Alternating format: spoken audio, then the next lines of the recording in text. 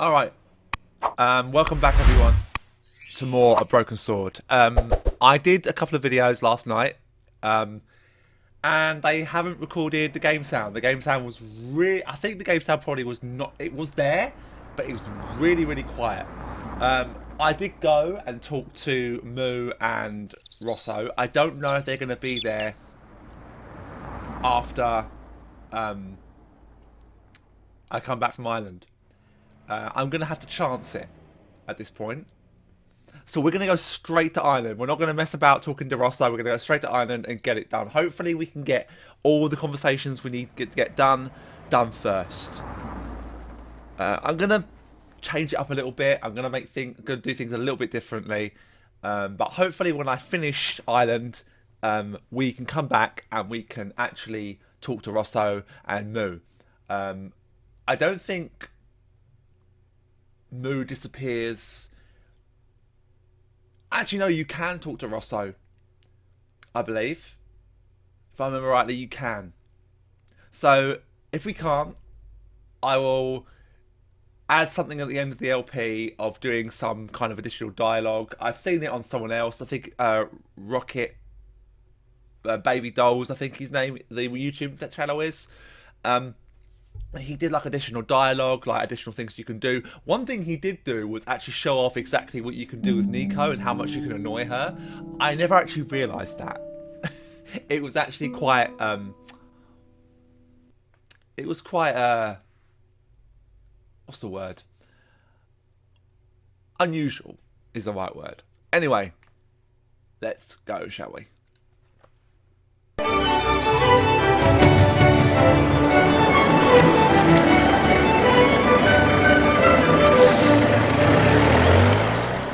Several hours later, I arrived in Ireland, the Emerald Isle. I'd been lucky to get a bus from Dublin to the tiny village of Lochmarn.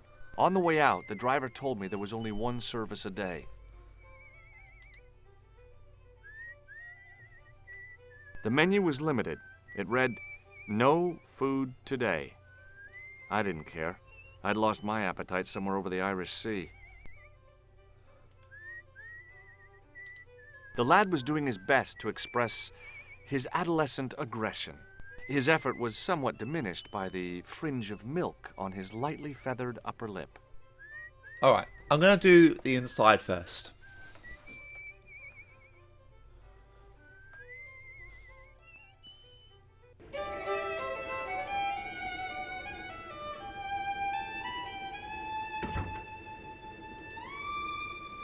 The guy with the fiddle seemed oblivious to everything except his playing.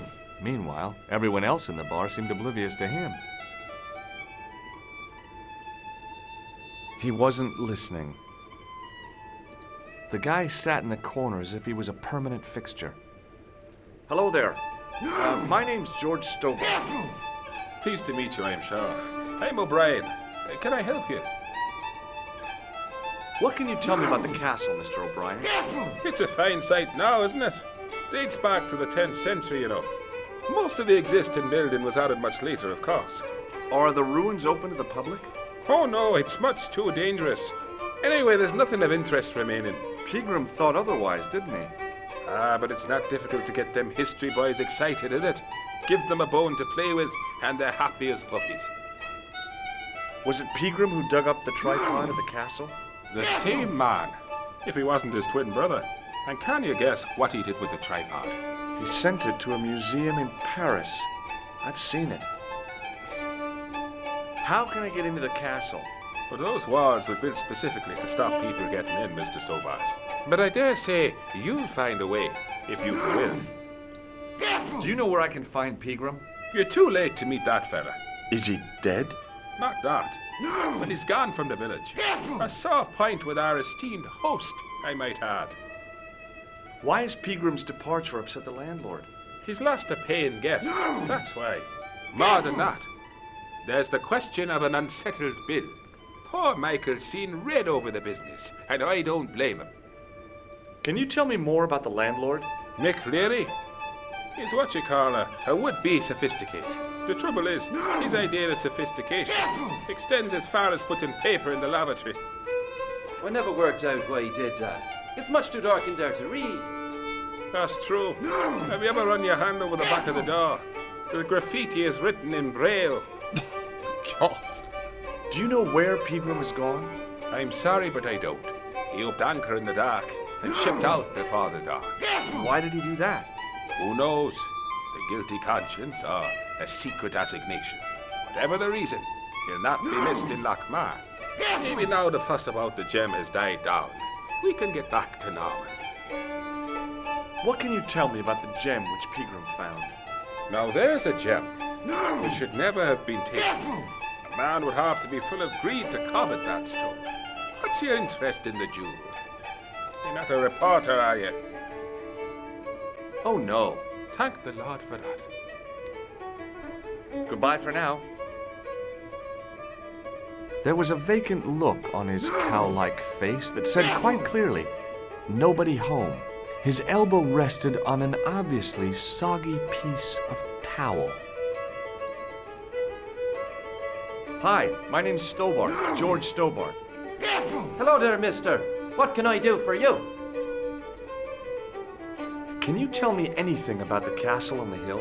Oh, I don't know much about anything. You should ask Mr. O'Brien here. He just joined up writing. Would you be one of them history fellas yourself? I'm going to say no to this. Oh no, I'm here on vacation. What's that? A vacation part. It's what the Americans call a holiday. Oh, right. In Lochmarn? You come to Lochmarn for a holiday? Sure, it's a very pretty place. Where the hell are you from, mister? California. I know it. That's where the prunes come from. Yeah, amongst other things. Do you know Professor Pegram? Do I know him? Do I know the good professor himself? No, I don't. I mean, I know who he is, but I don't know him to talk to. Do you know anything about Pegram's excavation? Only that he didn't have the right tools for the job. What he needed was shovels and a JCB. Pegram was digging for historical remains, not coal. Is that a fact? What the hell for? It's the science of archaeology part. Understanding how people used to live by what they've left behind. One day archaeologists might be digging up our remains. Imagine that, Mr. O'Brien. I wonder what they'll find. Well, it won't be arrowheads and beakers. Fast food cartons and flavoured condoms, more likely. I can't disagree with that one. Is it true that Pegram found a valuable gem? What? First I heard of it. Where have you been, Pat?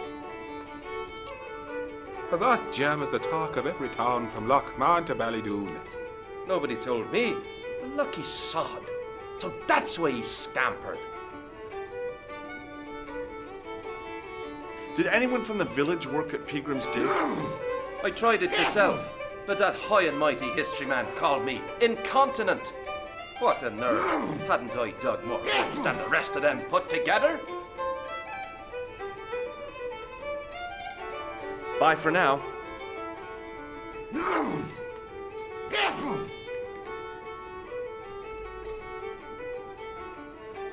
The white whiskers on the bartender's flushed face were like garlands on a Christmas tree.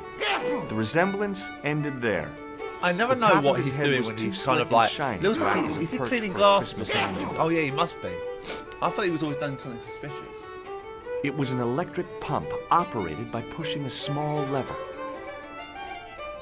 I was about to reach for the pump when I came to my senses. A rash move like that in a strange country with strange customs could be my last. Top of the morning to you. I beg your pardon. Well, that's what you Irish say, isn't it? Do you want something? Or are you just flaunting your xenophobia? Well, I was trying to be sociable. Is it a room you're after? That's not a bad idea. Do you have a vacancy? I could, if you don't mind waiting until the last guest checks out. No problem. When will that be? When the undertaker comes to collect him. Alright, I'm going to say yeah. I was going to say no, but I'm going to say yes to this one because I think it gives a more interesting response. Do you know a man called Pegram? Indeed I do. Are you a friend of his, by any chance? In a manner of speaking, I am. Right, me boyo, 160 quid he owes me, pay up. That's Pegram's business, not mine. Ah, but he's done a bunk, hasn't he? Scampered. I know. That's why I'm here, to look for him. And what about the money he owes me? When I find him, I'll remind him about it. Did Pegram stay here? Yes, he did. 6 nights plus breakfast. He couldn't have had breakfast this morning. Not unless he had it afore he went to bed. What the hell are you talking about, Doyle? The history fella. I seen him this morning. Crack of dawn. I had to get up at 4 o'clock to see to the missus. I didn't know your wife was sick, Pat. She's not. Anyhow, I went out to empty the bucket. And what do you think I saw? For the love of God, Doyle, get to the point. It was the history man heading out to the village on a bicycle. I knew it. Hand over me money, or I'll throw you out. Can I see Pegram's room? It's been taken by one of the brothers from the reformatory. They come every year for spiritual refreshment. That's a good one. Their idea of refreshment is a good full of stout. I wouldn't want to disturb a man of God, especially not a big fella from the bad boys' home. I don't blame you, Mick. That brother's got muscles like a muscle man. Have you served any, clowns recently? Don't change the subject. Are you going to pay me Pegram's rent or not? No way. Listen, I'm not really his friend. I've never even met the guy. But I need to find Pegram urgently. I think his life is in danger. Damn right it is. Excuse me for butting in, Michael, but I think the young fella's telling the truth. I'm sorry I bit your head off, sir. That's okay, I understand. I guess.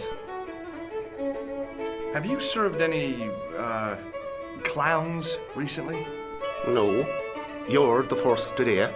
Seriously, I'm looking for a man dressed in a clown costume. Would he be having a little white dog with a black patch over the eye? I shouldn't think so. What can you tell me about the castle? You're the second person to ask me that today. I don't know anything about the castle. It's only an old ruin anyway. Who else was asking about the castle? He said he was a reporter. He was asking about the little people. I could have told him a tale or two about the little people. He might have paid me to hear what he wanted me to say.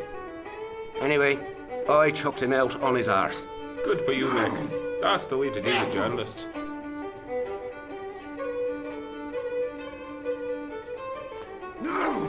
I'll try a glass of beer, please. Is this your first pint of real ale? Well, I guess so. What's real ale, anyhow? Beer that's brewed from natural ingredients to traditional methods. It shouldn't be kept under pressure or refrigerated. And finally, it should have a good body and distinctive character. In other words, it's flat and warm with bits in, and it makes you fall over.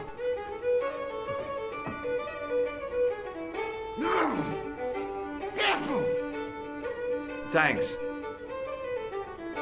The glass contained a dark liquid like molasses, with a creamy white froth on the top.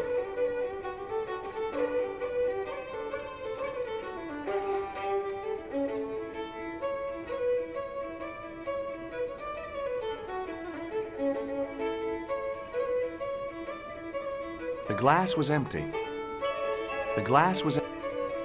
Somehow, I'd managed to drink the thick, sweet brew. I felt strangely compelled to order another, even though my every instinct warned me against it. The young red-haired guy was plainly nervous about something. Perhaps he felt threatened by the presence of a handsome dude like me. Oh, George. God's sake. Hey! Hello there again, mister. Oh, nothing really.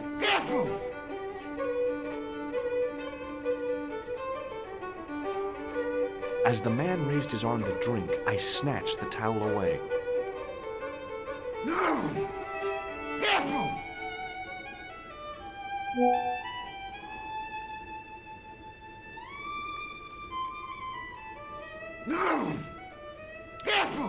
Alright guys, I think I'm going to leave it there for now.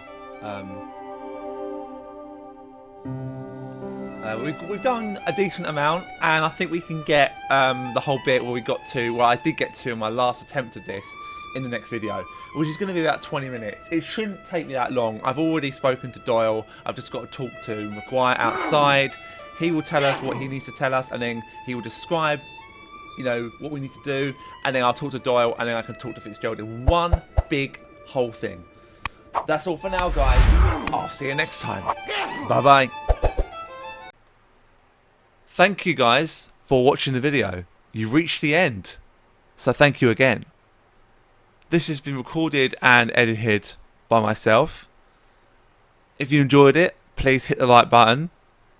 If you want to see more, please hit the subscribe button.